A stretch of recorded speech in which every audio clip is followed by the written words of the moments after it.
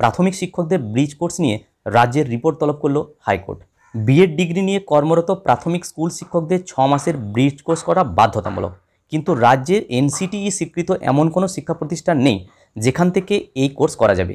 শুধু তাই নয়, বহু শিক্ষক এই ব্রিজ কোর্স না করা সত্ত্বেও এ ক্যাটাগরি স্কেলে বেতন পাচ্ছেন। এমন অভিযোগে দায়ের হওয়া মামলায় আপাতত রাজ্যের কাছে রিপোর্ট তলব করেছে বিচারপতি হরিশ টেন্ডনের ডিভিশন বেঞ্চ।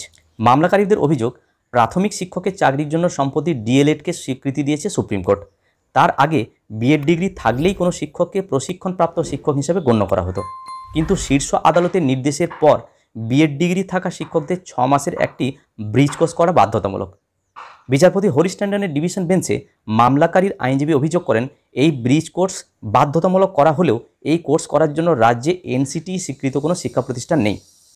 পাশাপাশি ওই কোর্স না করলেও বিএড ডিগ্রি থাকা বহু শিক্ষককে এ ক্যাটাগরি স্কেলে বেতন দেওয়া হচ্ছে, অথচ মামলাকারীদেরকে বঞ্চিত করা হচ্ছে।